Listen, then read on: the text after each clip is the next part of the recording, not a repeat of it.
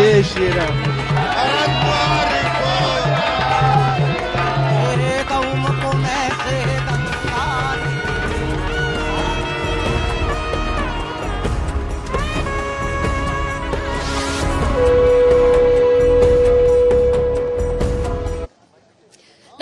बहुत बहुत स्वागत है आपका गुड न्यूज टुडे। आप देख रहे हैं धर्म, आस्था और आध्यात्म का महासंगम है महाकुंभ। और महाकुंभ जहां पर इस बार हो रहा है, प्रयागराज की धरती पर इस वक्त मैं मौजूद हूं। महाकुंभ क्षेत्र में ही मैं मौजूद हूं, जो पूरा मेला क्षेत्र है।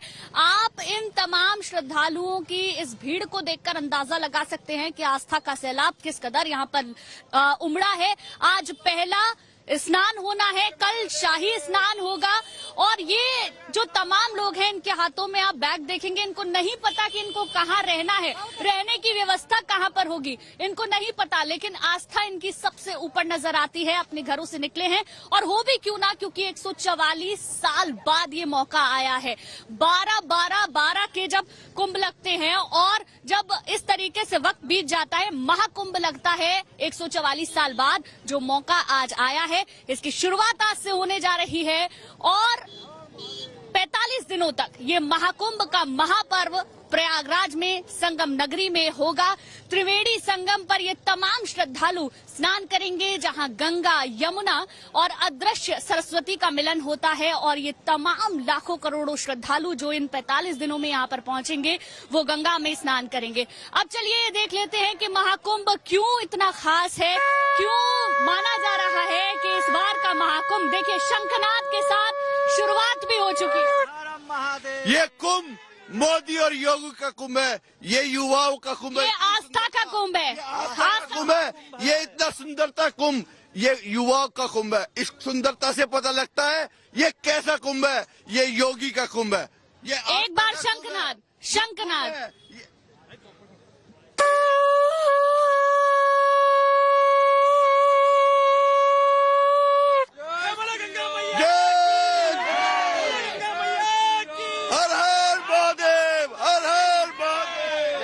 श्री राम।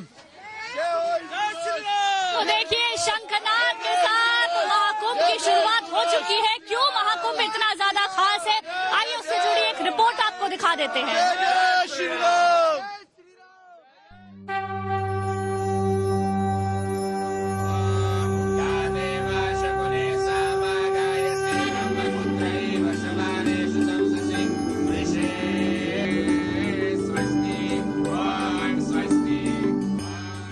तीर्थराज प्रयाग में सदी के सबसे बड़े महामेले यानी महाकुंभ 2025 का शुभारंभ हो चुका है। साधु महात्मा, संत महंत और सन्यासियों के साथ साथ देश दुनिया के करोड़ों श्रद्धालु आज प्रयागराज के संगम पर पवित्र डुबकी लगाने के लिए उमड़ रहे हैं, क्योंकि ये बेहद खास पावन अवसर है। बरसों बाद ये मौका आया है जब सनातन धर्म को मानने वाले तमाम लोग यहाँ पर श्रद्धा, आस्था और भक्ति की त्रिवेणी में डुबकी लगा रहे हैं। पुण्य कमाकर अपने पापों से मुक्ति पाने और मोक्ष हासिल करने की मनोकामना कर रहे हैं, क्योंकि आज की तिथि बेहद खास है।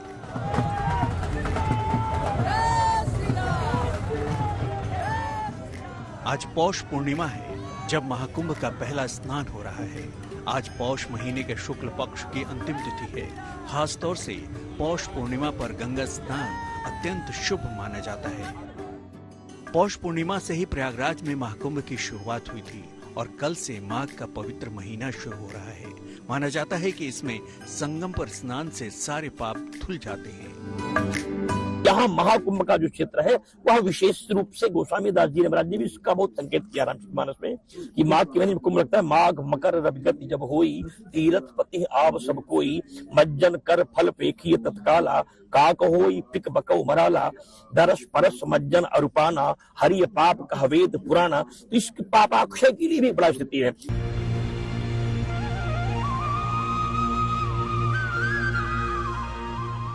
12 वर्षों के बाद प्रयागराज में लगा महाकुंभ कई मायनों में अत्यंत विशिष्ट है। वैसे तो कुंभ लगना ही ग्रह नक्षत्रों की खास स्थितियों, तिथियों और माह के विशेष योग से, खास तौर से सूर्य, चंद्रमा, गुरु और शनि की विशेष स्थितियों से कुंभ का समय निर्धारित होता है। लेकिन इस बार प्रयागराज में लगा महाकुंभ कई महासंयोगों के कारण भी बेहद महत्वपूर्ण हो गया है। सबसे बड़ा संयोग ये है कि इस बार महाकुंभ में 144 साल बाद कई दुर्लभ योग बने हैं। इस बार महाकुंभ में सूर्य, चंद्रमा और बृहस्पति की स्थिति बेहद शुभ है। ग्रहों की यह शुभ स्थिति तब भी बनी थी जब समुद्र मंथन हुआ था, जिसके कारण कुंभ की उत्पत्ति हुई थी। खास बात यह है कि इस बार भद्रावास योग में महाकुंभ का विशिष्ट संयोग बना है। इसके अलावा पौष पूर्णिमा की शुभ तिथि को इसका शुभारंभ हुआ है। वहीं पौष पूर्णिमा पर रवि योग भी बना है। तो साथ ही साथ बुधादित्य योग, कुंभ योग और श्रवण नक्षत्र के साथ सिद्धि योग का भी निर्माण हो रहा है। महाकुंभ शब्द से ही अति विशेष, बहुत विशेष, कुछ भी बोलो वो विशेष ही है। कोई 144 साल के बाद ये योग लग रहा, वो योग चीज है। लेकिन महाकुंभ तो आज से नहीं, अनाज से चल रहा है, तो विशिष्ट है। सनातन धार्मिक परंपरा के अनुसार प्रयागराज, नासिक, हरिद्वार और उज्जैन में महाकुंभ हर 12 वर्षों पर लगता है। इसके पीछे की कहानी समुद्र मंथन के बाद अमृत हासिल करने के लिए देवताओं और असुरों के संग्राम से जुड़ी है, जो 12 दिनों तक चला था। चूंकि देवताओं का एक दिन पृथ्वी पर 1 वर्ष के बराबर माना जाता है, इसलिए धरती पर हर 12 वर्षों पर कुंभ की परंपरा चली आ रही है। वास्तव में ये आस्था, संस्कृति और धर्म अध्यात्म का अनूठा संगम है, जिसमें करोड़ श्रद्धालु शामिल होते हैं। क्योंकि ये केवल पूजा अर्चना का मेला भर नहीं है, बल्कि इससे पवित्रता, शुद्धिकरण और आत्मज्ञान हासिल करने की आकांक्षाएं भी जुड़ी होती हैं। तो कुंभ का मतलब करुणा, कृपा को प्रदान करने वाली, गति को गतिमान करने वाली विद्या माँ। जीवन का जो बहुआयामी जीवन है, उसमें विपत्तियों का संपूर्ण रूप से विनाश हो जाए। भवसागर से तरने के लिए कुंभ एक ऐसी औषधि है, यहाँ डुबकी लगाने के बाद फिर व्यक्ति की कोई कामनाएं शेष नहीं रह जाती।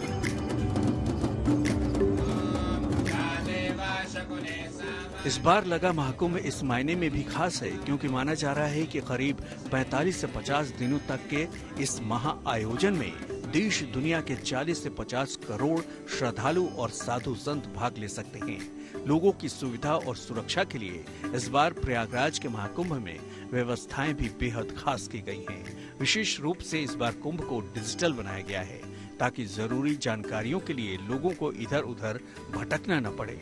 वहीं कुंभ में भाग लेने के लिए आने, कुंभ नगरी में ठहरने और यहाँ संगम पर स्नान करने के लिए भी बेहद पुख्ता इंतजाम किए गए हैं, ताकि सबको सहूलियत हो और किसी को किसी तरह की दिक्कत का सामना न करना पड़े।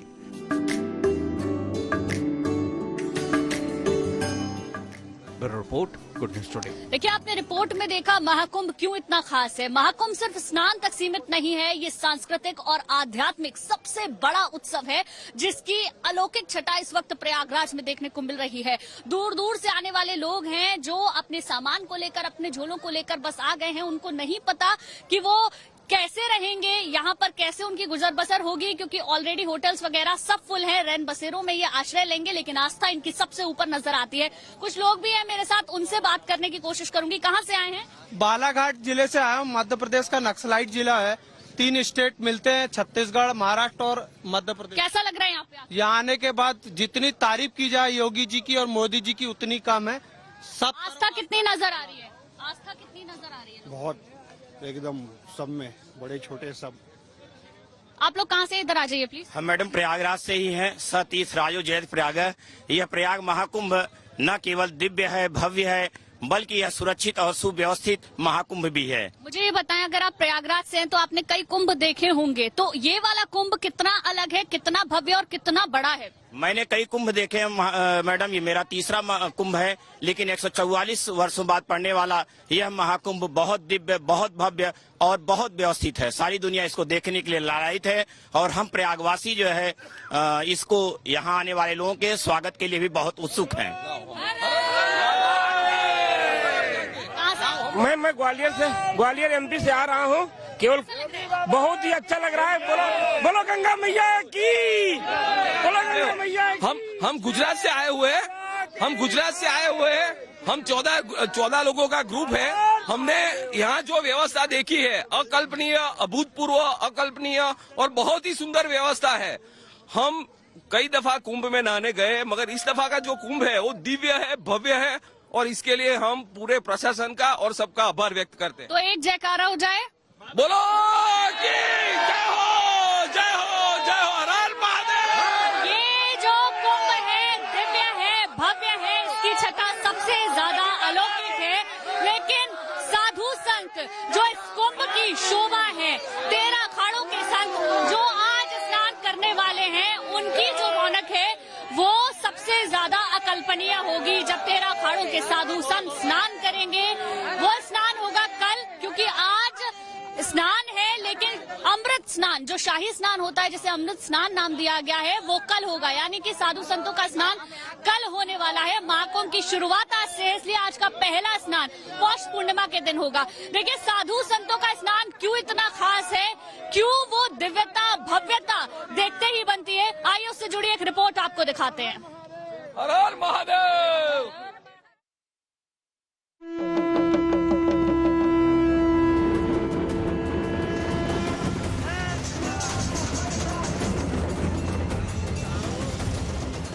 आस्था, विश्वास और अध्यात्म की अनंत यात्राएं तय कर संगम की रेती एक बार फिर विरक्ति, भक्ति और वैराग्य से साक्षात्कार कर रही है। संगम तट पर संतों का अद्भुत संसार बस चुका है। साधुओं के जप, तप और प्रण ने इस माटी को और पवित्र बना दिया है।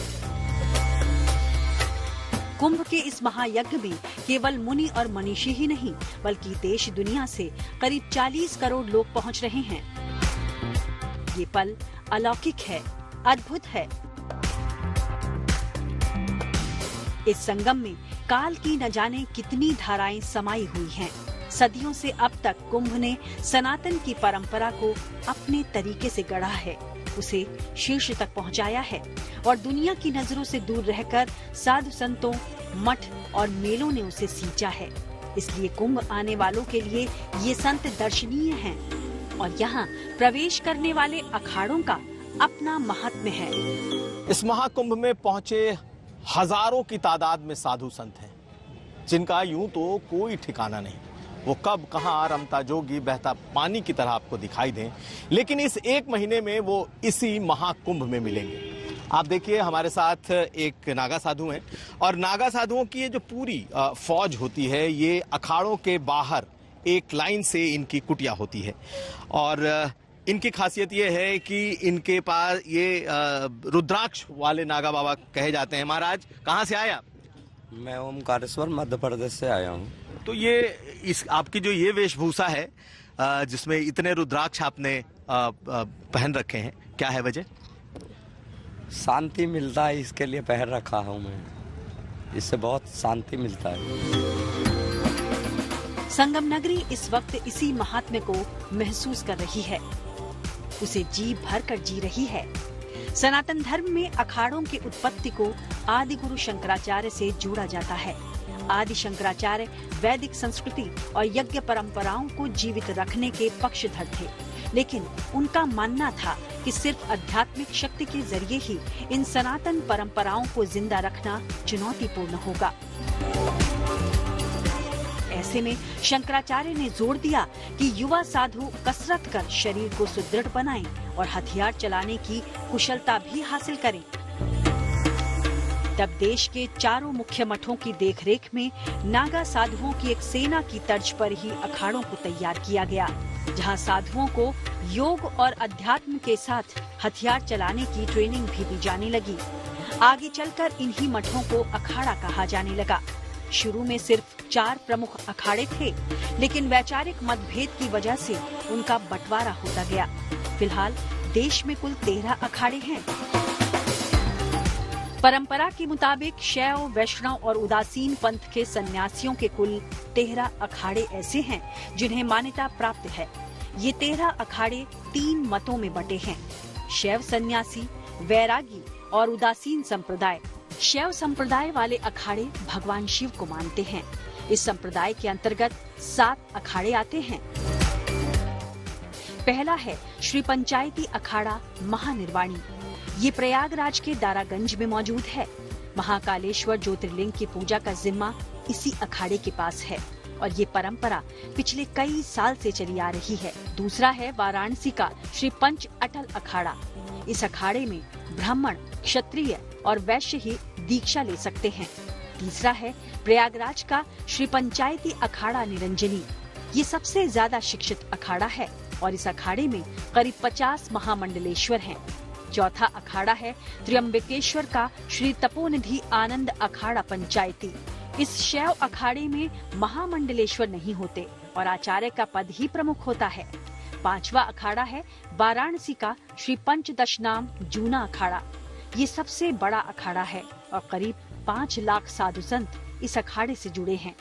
शैव संप्रदाय का छठा अखाड़ा है वाराणसी का श्री पंचदशनाम आह्वान अखाड़ा। दूसरे अखाड़ों में जहां महिला साध्वियों को भी दीक्षा दी जाती है, इस अखाड़े में ऐसी कोई परंपरा नहीं है। सातवां है गुजरात के जूनागढ़ का श्री पंचदशनाम पंच अग्नि अखाड़ा। इस अखाड़े में केवल ब्रह्मचारी ब्राह्मण ही दीक्षा ले सकते हैं। अखाड़ों में दूसरा संप्रदाय है वैरागी। इस संप्रदाय के पास 3 अखाड़े हैं और इसके संत भगवान विष्णु और उनके अवतारों को मानते हैं। वैरागी संप्रदाय का पहला अखाड़ा है गुजरात का श्री दिगंबर अनी अखाड़ा। इस अखाड़े को वैष्णव संप्रदाय में राजा कहा जाता है। दूसरा अखाड़ा है अयोध्या का श्री निर्वाणी अनी अखाड़ा। वैष्णव संप्रदाय के तीनों अखाड़ों में से इसी में सबसे ज्यादा छोटे अखाड़े शामिल हैं। तीसरा है मथुरा का श्री पंच निर्मोही अनी अखाड़ा। इस अखाड़े में कुश्ती प्रमुख होती है। इस अखाड़े के कई संत प्रोफेशनल पहलवान रह चुके हैं। अखाड़ों का तीसरा संप्रदाय यानी उदासीन संप्रदाय की जड़ें सिख धर्म से जुड़ी हैं। अखाड़ों का ये पंथ पंच तत्वों यानी धरती, पानी, आग, आसमान और हवा की पूजा करता है। उदासीन संप्रदाय में भी 3 अखाड़े हैं। सिख साधुओं के संप्रदाय की कुछ शिक्षाएं सिख पंथ से ली गई हैं, हालांकि ये मानते सनातन धर्म को ही हैं। उदासीन संप्रदाय का पहला अखाड़ा है प्रयागराज का श्री पंचायती बड़ा उदासीन अखाड़ा। इस अखाड़े का उद्देश्य सेवा करना है। इसमें केवल 4 महंत होते हैं जो हमेशा समाज की सेवा में जुटे रहते हैं। दूसरा अखाड़ा है हरिद्वार के कनखल में श्री पंचायती अखाड़ा नया उदासीन। इस अखाड़े में 8 से 12 साल तक के बच्चों को दीक्षा दी जाती है। तीसरा अखाड़ा है कनखल में ही श्री निर्मल पंचायती अखाड़ा। इस अखाड़े में धूम्रपान की इजाजत नहीं है। अखाड़े के सभी केंद्रों के गेट पर इसकी सूचना लिखी जाती है। ये सभी 13 अखाड़े हिंदू धर्म से जुड़े रीति रिवाजों और बड़े धार्मिक आयोजनों को करवाने में सक्रिय भूमिका निभाते हैं। विशेष रूप से कुंभ और अर्ध कुंभ के आयोजन में तो इन अखाड़ों की खास भूमिका रहती है। कुंभ में इनकी शाही सवारी में हाथी, घोड़े, घंटा नाद, साधुओं के करतब, बंदूकों और तलवारबाजी का प्रदर्शन शामिल होता है।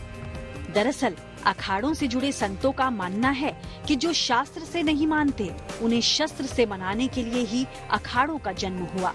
कहा जाता है कि इन अखाड़ों ने स्वतंत्रता संघर्ष में भी महत्वपूर्ण भूमिका निभाई थी, लेकिन आजादी के बाद अखाड़ों ने अपना सैन्य चरित्र त्याग दिया था। महाकुंभ नगरी से संजय शर्मा और कुमार अभिषेक के साथ bureau report, good news today. तो अखाड़ों के महत्व को आपने समझा और जिस तरीके से हमने इस रिपोर्ट के जरिए आपको समझाने की कोशिश की कि अखाड़ों में शस्त्रों का भी एक महत्व है। जब हम अखाड़ों में कल गए और वहां पर हमने साधु संतों से बात करने की कोशिश की तो वहां पर हर अखाड़े में एक धर्म ध्वजा लगी हुई है, साथ ही साथ कुछ शस्त्र रखे गए हैं। उन शस्त्रों के पास ना किसी को जाने दिया जाता है। ऐसा मानना है इन साधु संतों का कि वो शस्त्र ही उनके आराध्य हैं, उनकी वो पूजा करते हैं और इन्हीं शस्त्रों के साथ वो स्नान करते हैं। सबसे पहला स्नान उन शस्त्रों को ही कराया जाता है। ऐसे अलग अलग 13 अखाड़ों की अपनी अपनी मान्यता है। चलिए अब आपको बता देते हैं, क्योंकि आज पहला स्नान है पौष पूर्णिमा के दिन, क्या इस स्नान का शुभ मुहूर्त रहने वाला है। हालांकि संख्या लाखों की है जो इस वक्त आ रही है, लेकिन एक शुभ मुहूर्त भी है, बता रहे हैं ज्योतिषाचार्य आशुतोष जी। सुनिए जरा। प्रयाग की पुण्य भूमि हो, महाकुंभ का सुयोग और साथ ही पौष पूर्णिमा का महापर्व। कुंभ का शुभारंभ हो चुका है और लोग यहाँ गंगा यमुना सरस्वती के तट पर पुण्य स्नान कर रहे हैं, पुण्य लाभ अर्जित कर रहे हैं। हमारे साथ पंडित आशुतोष वार्ष्णेय जी हैं, जिनसे हम जानते हैं कि पौष पूर्णिमा की महत्ता, महात्म्य क्या है, क्यों इतने सारे लोग इस कड़कड़ाती ठंड में यहाँ गंगा में डुबकी लगा रहे हैं और अमृत की तलाश कर रहे हैं। इसका एक वैज्ञानिक आधार है। आज हम लोग संगम क्षेत्र में खड़े हैं, तीर्थों के राजा प्रयागराज में खड़े हैं, तो ये अक्षय क्षेत्र है। अक्षय क्षेत्र का मतलब E is equal to mc²। Energy can neither be created not destroyed, बस उसका फॉर्म चेंज होता है। तो आज जैसा हम लोग देख रहे हैं कि इतना जन सैलाब यहाँ पर उमड़ के आया है इतनी कड़कड़ाटे की ठंडी में, उसका एक कारण है। उसका कारण क्या है कि आज पौष पूर्णिमा है और आज महाकुंभ का प्रारंभ हो रहा है और ये जो ग्रह नक्षत्र हैं ये 12 साल बाद ऐसे लगे हुए हैं। और अगर चक्र की बात करें तो 144 वर्ष बाद ये पूर्ण महाकुंभ है, क्योंकि बृहस्पति की गति से निर्धारण होता है। और जैसा कि विज्ञान बताता है, man himself is a tiny solar system. जो करोड़ों प्रकाश वर्ष दूर जो ब्रह्मांड है, तो एक लघु ब्रह्मांड हमारे अंदर है। Man himself is a tiny solar system.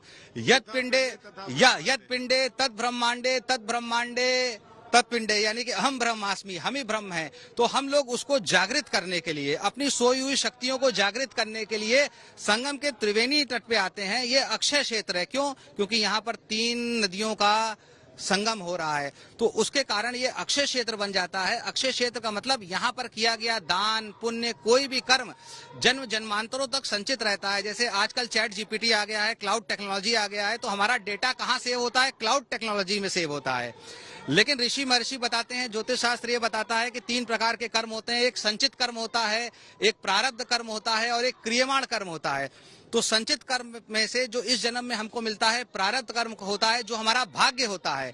लेकिन भाग्य को हम लोग क्रियमाण कर्म यानी कि वर्तमान में कर्म करके एडिट कर सकते हैं। तो जितने भी लोग यहाँ संगम तट पे उपस्थित हुए हैं, जो दान कर रहे हैं, स्नान कर रहे हैं, पुण्य कर रहे हैं, उनकी कोई ना कोई एक मनोकामनाएं हैं। जिसकी मनोकामना नहीं भी है तो वो आज मोक्ष की डुबकी लगाएगा, क्योंकि पहली जो डुबकी है वो मोक्ष की डुबकी है, निष्काम होके। तो तीर्थराज प्रयागराज की ये महिमा है कि गंगा मैया सबकी मनोकामनाएं पूर्ण करती हैं। जो यहाँ जिस मनोकामना से आएगा वो पूर्ण होगा। राजा हर्षवर्धन से लेके बड़े बड़े यहाँ दानी आते थे, वो यहाँ पर दान करते थे। उसका कारण यह है कि यहाँ किया गया दान समाप्त नहीं होता। अभी मकर संक्रांति पे तिल का दान होगा। आज चंद्रमा है, पूर्णमासी है, सोमवार का दिन है। तो अगर किसी व्यक्ति को मानसिक कष्ट है, कोई शारीरिक कष्ट है, तो वो चंद्रमा का दान करेगा। चंद्रमा का स्मरण करके भगवान शिव की पूजा करके यहाँ पर स्नान करेगा। कम से कम आज चावल का दान करना चाहिए, चीनी का दान करना चाहिए, दूध का दान करना चाहिए, सफेद वस्तुओं का दान करना चाहिए। जो लोग तीर्थराज प्रयाग में उपस्थित नहीं हो पा रहे, वो घर पर भी गंगा जी का स्मरण करके, पितरों का स्मरण करके अगर दान करेंगे तो उसका भी फल मिलेगा। और यहाँ पहली डुबकी पितरों के नाम की लगानी चाहिए। आज हम लोग जो भी हैं वो अपने पूर्वजों के कारण हैं। यहाँ पर 33 कोटि देवता उपस्थित होते हैं, तो पितरों की पूजा पहले होती है। तो एक डुबकी अगर हम लोग पितरों की लगाएंगे इस महाकुंभ में, तो पहले हमारे पूर्वज तर जाएंगे, जिसके लिए बड़े बड़े यज्ञ अनुष्ठान करने पड़ते हैं, गया जाना पड़ता है, पिंडदान आदि करना पड़ता है। तो वो सब बड़ी सरलता से हो जाएगा। कहते हैं ना, ये ब्रह्मा की नगरी है, यहाँ पर ब्रह्मा जी ने यज्ञ किया था। तो कार्तिक माह में 1000 स्नान करेंगे और माघ में जो 100 स्नान करेंगे, वो एक ही डुबकी यहाँ पर लगा देगा। तो इतनी सरलता से हम लोग को ये पाथवे मिलता है। जैसे ग्रीन कॉरिडोर होता है, अगर लाखों की भीड़ में व्यक्ति ग्रीन कॉरिडोर से अपने गंतव्य को पहुंच जाता है, तो जिसका गंतव्य है मोक्ष प्राप्ति, यानी कि जन्म मरण से मुक्ति। क्योंकि जो हम लोग का जीवन है वो एक सीक्वेंस से चल रहा है। जैसे हम लोग नंबर लाइन पढ़ते हैं 0 और 1। 0 मतलब हमारा जन्म और 1 मतलब हमारी मृत्यु। तो उसके आगे किसी को पता ही नहीं है। तो 1 के आगे 2 भी है, 3 भी है, और 0 से पहले -1 -2 इंटीजर्स। तो जो ज्योतिष शास्त्र ये बताता है कि जो हमारा भाग्य है ये प्रारब्ध कर्म है और एक संचित बहुत बड़ा अकाउंट है। उस अकाउंट में से थोड़ा सा हम लोग को इस जन्म में मिल जाता है, तो उसको हम लोग एडिट कर सकते हैं। एडिटेबल डेस्टिनी होती है, यानी कि होनी होती है, अनहोनी नहीं होती है। तो अगर हमारे जीवन में कोई भी कष्ट है, कोई भी पीड़ा है, कोई भी संकट है, तो उसको कुछ देर के लिए भूल के अगर हम त्रिवेणी के तट पे आएंगे, संगम के तट पे आएंगे, और जैसे ऋषियों ने यहाँ विधि विधान बनाया है यहाँ कोई किसी को निमंत्रण नहीं देता, बिना निमंत्रण के ही लाखों करोड़ों श्रद्धालु संगम के तट पे हो जाते हैं। तो ये दिव्य ऊर्जा है, रोग प्रतिरोधक क्षमता का विकास होता है। हम लोगों ने यहाँ पर शोध भी किया है, एक किताब भी है हॉरोस्कोप एंड स्टेथोस्कोप जो हम लोगों ने प्रकाशित की है। उसमें डॉक्टर्स का डेटा कलेक्ट है, कई कुंभ और अर्ध कुंभ को कलेक्ट किया गया है कि यहाँ पर क्या चमत्कारिक शक्ति है जिसके कारण लोगों को लाभ होता है। तो डॉक्टर्स ने ये फाइंड किया है कि जैसे घर पे हम लोग कोई भी कैप्सूल खाते हैं, इम्यूनिटी बूस्टर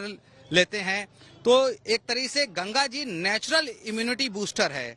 जब हम त्रिवेणी के इस दुर्लभ संयोग में स्नान करते हैं, दान करते हैं और जो विधि विधान का पालन करते हैं तो ऑटोमेटिकली इम्यूनिटी बूस्टर यानी कि रोग प्रतिरोधक क्षमता का विकास होता है। तो यहाँ की जो एक डुबकी होती है या यहाँ से आज कल्पवास प्रारंभ होगा इस पूर्णमासी से।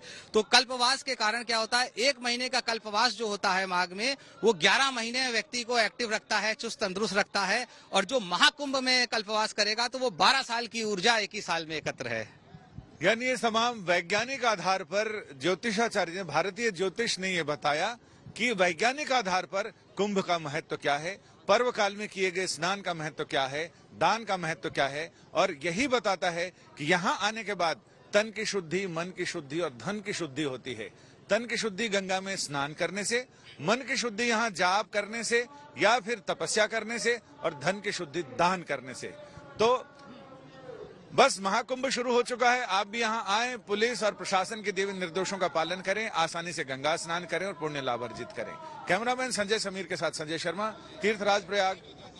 आज के शुभ मुहूर्त के बारे में तो आपने जान लिया, लेकिन इस वक्त प्रयागराज की जो छटा है वो इस वक्त सबसे अलग नजर आ रही है। मेरे साथ में बहुत सारे आस्था से जुड़े श्रद्धालु हैं जो अपने मन में आस्था लेकर आए हैं। कहां से आए हैं ये भी जानेंगे, साथ ही साथ इनके मन में कितनी आस्था है वो जानेंगे। कहां से? ललितपुर उत्तर प्रदेश। मैं रामपुर उत्तर प्रदेश।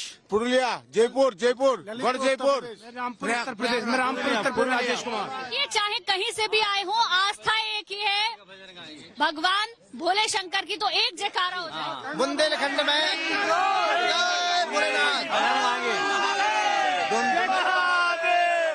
मैं वाराणसी काशी से आया हूँ। अब ये पौष पूर्णिमा का पर्व है। हम कल शाम को 5 बजे आ गए थे कि सिर्फ संगम पे मैं था। जब 5 बज के कुछ मिनट पर पौष पूर्णिमा लगा है तब स्नान करके यहाँ मैं आ रहा हूँ। और ये आप देख रहे हैं अमृत स्नान है। कुंभ स्नान तो है ही, अमृत स्नान है। और आप कोई भजन या कोई श्लोक? बुंदेलखंड जो हमारी हिंदी चैनल है, हिंदी में। हाँ, हम ललितपुर जिले से हैं। पुरुलिया से हम। हरि ओम। हम बोलो, तुम ही बोलो। एक जन अरे बोलिए। शुक्ल यजुर्वेद का ये पुरुष सूत्र है। हरि ओम सहस्र शीरेखा पुरुखा सहस्राक्षा सहस्रपाद स भूमि गुं सर्वतत्प्रताते दशांगुलम पुरुखे वेद गुं सर्वं यद्भूतं जच भाव्यम उतामृततो शेषानो जधन्नेनातिरोह। तो देखिए ये आस्था हर तरफ नजर आ रही है। वेद मंत्र उच्चारण यहाँ पर चल रहा है, भक्ति भाव में लोग डूबे हुए हैं और ये आस्था इसी तरीके से 45 दिनों तक प्रयागराज में जारी रहेगी। वक्त एक छोटे से ब्रेक का हो गया है। ब्रेक के बाद भी ये महा कवरेज लगातार जारी रहेगी। लगातार प्रयागराज से ये तस्वीरें आपको मैं दिखा रही हूँ। भव्य दिव्य कुंभ प्रयागराज में हो रहा है जिसकी शुरुआत आज से हो गई है। आस्था का सैलाब यहाँ पर उमड़ा हुआ है। आप जितनी दूर तक नजर घुमाएंगे उतने दूर तक आपको सिर्फ श्रद्धालु ही श्रद्धालु नजर आएंगे। दूर दूर से आने वाले श्रद्धालुओं में कुछ कल्पवासी भी हैं। कल्पवासी वो लोग होते हैं जो 45 दिन तक यहाँ पर रुकते हैं और व्रत रखते हैं, कई तरीके के नियमों का पालन करते हैं और संगम में स्नान करते हैं। इस आस्था के सैलाब को देखकर आप अंदाजा लगा सकते हैं कि कितनी दूर दूर से आने वाले ये लोग हैं। जय श्री राम का जयकारा लगा रहे हैं, महादेव का जयकारा लगा रहे हैं, हर हर गंगे का जयकारा लगा रहे हैं। ठंड चाहे कितनी भी हो, सुबह चाहे कितनी भी हो, लेकिन आस्था इन लोगों की सबसे ज्यादा ऊपर नजर आती है। कहाँ से आए हैं? मैं श्रावस्ती का रहने वाला हूँ। आज काफी ज्यादा भीड़ है यहाँ पर। ज्यादा कम से कम यहाँ पर 5 से 7 करोड़ लोगों के आने की संभावना है और काफी आपको कैसा लग रहा है? बहुत अच्छा लग रहा है। ऐसी व्यवस्था पहले कभी नहीं थी। देखिए ऐसी व्यवस्था कभी नहीं थी। ये कहना है इन लोगों का, मैनेजमेंट बहुत बड़ा है, करीब 40 करोड़ लोगों को यहाँ पर आना है। आज का दिन बहुत खास है क्योंकि आज है पौष पूर्णिमा और आज से ही शुरुआत होने जा रही है महाकुंभ की। तमाम श्रद्धालु, लाखों की संख्या में श्रद्धालु प्रयागराज पहुंचे हुए हैं संगम में स्नान करने के लिए। ये श्रद्धालु हैं, इनसे मैं जानूंगी कहाँ कहाँ से आए हैं। सबसे पहले तो एक जयकारा, हर हर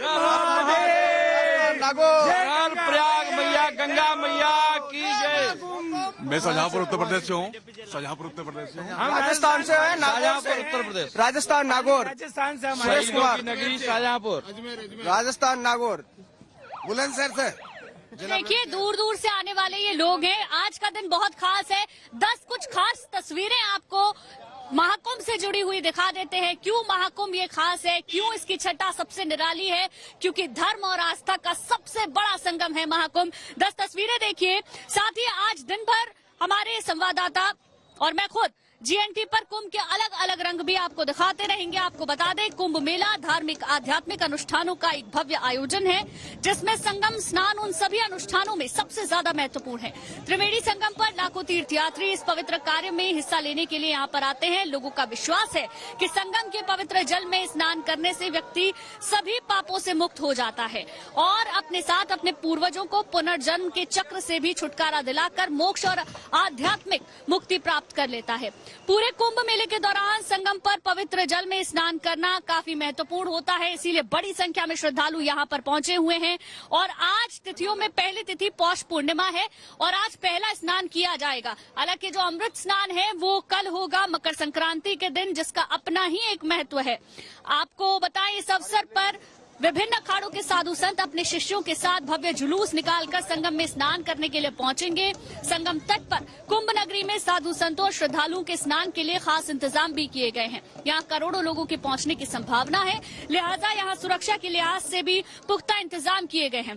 26 फरवरी तक, यानी कि आज से लेकर 26 फरवरी तक करीब 45 दिन तक ये कुंभ मेला जारी रहेगा और ऐसी ही दिव्य भव्य तस्वीरें यहाँ देखने को मिलेंगी। करीब 40 से 50 लाख लोगों ने संगम में कल के दिन स्नान किया है और करीब इतनी ही संख्या में, बल्कि इससे ज्यादा संख्या हो सकती है, जो लोग आज स्नान करेंगे। 33 लाख श्रद्धालुओं ने शनिवार के दिन संगम में स्नान किया था और इस हिसाब से आज करीब करीब अगर मान के चले तो 1 करोड़ लोगों को पहुंचना है जो संगम में स्नान करने वाले हैं।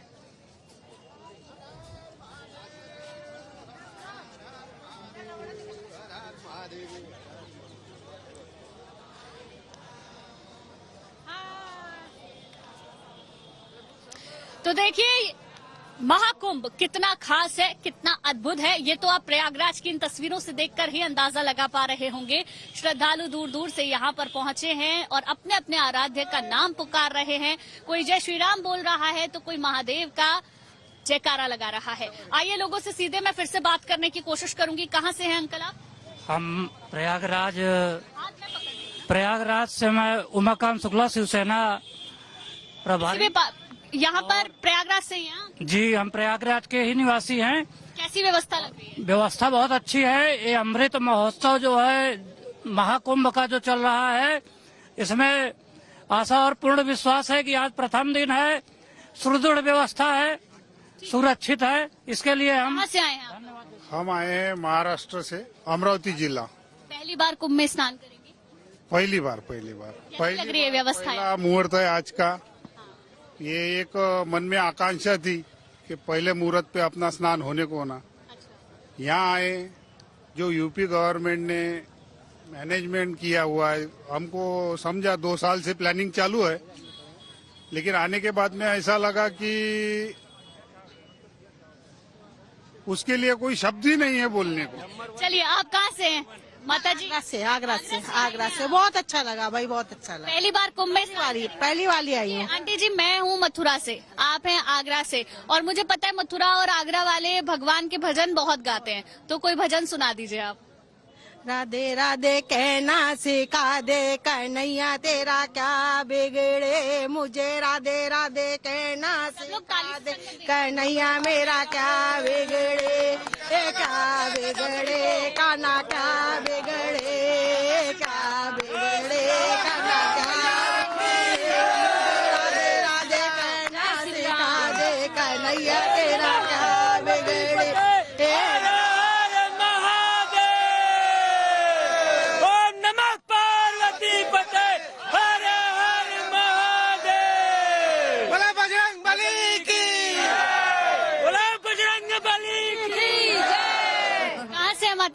बहादुरगढ़ से, हरियाणा से, बहादुरगढ़ से, झज्जर जिले से। कैसा लग रहा है यहाँ महाकुंभ में? हाँ, बहादुरगढ़ से आए हैं हम। बहुत अच्छा लग रहा है। दूसरी बार आए हम यहाँ पर। हाँ, पहले भी आए थे। पहले कब आए थे? मेरा ध्यान नहीं है। अभी स्नान करेंगे आज आप, पहला स्नान। आज पहले स्नान करेंगे यहाँ पर। हमें बहुत अच्छा लग रहा है, बहुत साफ सफाई है, बहुत अच्छा लगा है। आज ही हम पहली बार आए हैं, पहली बार आए, बहुत अच्छा लग रहा है हमें। देखिए बहुत अच्छा लग रहा है यहाँ पर। हरियाणा से आ रहे हैं, बहादुरगढ़ से। भोले बाबा ने बुला ही लिए हम। हाँ, बस। हाँ। तो देखिए, आस्था यहाँ लोगों की साफ तौर पर देखी जा सकती है। इनका कहना है इनके आराध्य ने उन्हें बुला ही लिया। वैसे भी ये माना जाता है कि जब तक प्रभु की इच्छा नहीं होती, प्रभु की इच्छा सर्वोपरि होती है, तब तक ना तो किसी धर्म स्थान पर कोई पहुंच सकता है, ना ही अपने आराध्य के दर्शन कर सकता है। और इसीलिए यहाँ लोगों की जो आस्था है वो ऊपर नजर आती है, क्योंकि उनको लगता है उनके आराध्य ने उनको बुलाया है। अब ये तस्वीरें मैं आपको दिखाना चाहूंगी। तस्वीरों में आप जहां तक नजर घुमाएंगे वहां तक आपको लोगों का जन सैलाब नजर आएगा। साथ ही साथ मैं आज आपको बता दूं, आज पहला स्नान होना है और पहले स्नान के लिए तमाम तरीके की तैयारियां भी की गई हैं। आज संगम क्षेत्र में गंगा, यमुना और सरस्वती अदृश्य का मिलन जहां पर होता है, त्रिवेणी संगम, वहां पर लोग स्नान करेंगे और वहीं पर साधु संत भी स्नान करेंगे। इसके अलावा अरेल घाट, दशाश्वमेध घाट, राम घाट और हनुमान घाट पर आज स्नान लोग करेंगे। पूरे क्या खास कार्यक्रम है ये भी मैं आपको बता देती हूँ। पारंपरिक वेशभूषा में यहाँ पर शोभा यात्रा निकलेगी। संतों की भव्य शोभा यात्रा यहाँ पर आकर्षण का केंद्र रहने वाली है। धार्मिक प्रवचन भी होंगे। विभिन्न संत महात्मा धर्म योग भक्ति का यहाँ पर प्रवचन देंगे। इसके अलावा आध्यात्मिक पुस्तक मेला भी यहाँ पर लगा है। धर्म और आध्यात्म से जुड़ी पुस्तकों की प्रदर्शनी भी यहाँ पर देखने को मिलेगी। अब क्या विशेष तैयारी स्नान को लेकर की गई है ये भी मैं आपको बता देती हूँ। प्रशासन और आयोजन समिति ने कई तैयारी की है। सुरक्षा प्रबंधन यहाँ पर किया गया है। पुलिस की टीमें लगी हुई हैं। सुरक्षा बलों की तैनाती की गई है। ड्रोन से निगरानी रखी जाएगी। 4 रोबोटिक बाय स्नानार्थियों को डूबने से बचाने के लिए भी तैयारी की गई है। स्वच्छता यहाँ पर सबसे महत्वपूर्ण है। स्वच्छता बनी रहे उसके लिए विशेष अभियान चलाया जा रहा है। श्रद्धालुओं को डिजिटल सहायता मिल सके उसके लिए भी मोबाइल ऐप और ऑनलाइन पोर्टल की सुविधा दी गई है। QR कोड स्कैन कर अपनी जानकारी ले पाएंगे, क्योंकि पहले हम कहते थे कि अगर कुंभ में गए तो वर्षों बाद मिलेंगे, लेकिन अब ऐसा नहीं है। ये कुंभ डिजिटल है। पार्किंग और परिवहन की पूरी व्यवस्था की गई है। मेडिकल सुविधा भी दी गई है। हर घाट पर एम्बुलेंस मौजूद है। प्राथमिक चिकित्सा केंद्र भी स्थापित कर दिए गए हैं। अब हर बार के कुंभ से इस बार के कुंभ में क्या बदलाव है वो मैं जरूर आपको बताऊंगी, क्योंकि इस बार का कुंभ महाकुंभ है। बड़ी संख्या में श्रद्धालुओं को यहाँ पर पहुंचना है और इनकी सुरक्षा और इस पूरे मैनेजमेंट को बनाए रखना सबसे बड़ी चुनौती प्रशासन के लिए बना हुआ है। ब्रेक के बाद आपका स्वागत है महाकुंभ पर। सबसे बड़ी कवरेज आप गुड न्यूज टुडे पर देख रहे हैं। मैं इस वक्त प्रयागराज में ही मौजूद हूं, जहां पर महाकुंभ लग रहा है। 144 साल बाद ये शुभ संयोग आया है जब यहां पर बड़ी संख्या में श्रद्धालु पहुंचे हैं। महाकुंभ लग रहा है। साधु संतों का जमावड़ा लगा हुआ है। भक्ति का अनूठा संगम यहां पर देखने को मिल रहा है और आस्था का सैलाब तो देखते ही बन रहा है। करोड़ों की संख्या में श्रद्धालुओं का यहाँ पर पहुंचना है। अगर हम आज से पहले भी देखें तो भी 50 लाख से ज्यादा श्रद्धालु यहाँ पर स्नान कर चुके हैं। आज जब महाकुंभ का शुभारंभ हो रहा है तो करीब करीब माना जा रहा है कि आज के दिन 1 करोड़ श्रद्धालु गंगा में स्नान करेंगे। अब ये तस्वीरें भी आपको साथ ही साथ दिखा देते हैं और इसके साथ ही मैं आपको ये भी बता देती हूँ कि इस बार का प्रयागराज का ये जो महाकुंभ है क्यों इतना खास है, क्या नए बदलाव इसमें हुए हैं। सबसे पहले स्मार्ट सिटी प्रयाग बनाया गया है। प्रयागराज को स्मार्ट सुविधाओं से लेस किया गया है। फ्री वाईफाई की सुविधा यहाँ पर है। स्मार्ट लाइटिंग की सुविधा है। CCTV कैमरे लगाए गए हैं। इसके अलावा पर्यावरण अनुकूल प्रबंधन यहाँ किया गया है। प्लास्टिक का उपयोग प्रतिबंधित रहेगा। इको फ्रेंडली सामग्री को बढ़ावा दिया गया है। डिजिटल टिकटिंग की व्यवस्था की गई है। भीड़ को नियंत्रित करने के लिए भी डिजिटल पास और ई-टिकट की व्यवस्था यहाँ पर की गई है। ग्लोबल इवेंट है। इस बार बाहर से भी विशेष रूप से अंतर्राष्ट्रीय मेहमानों को आमंत्रित किया गया है।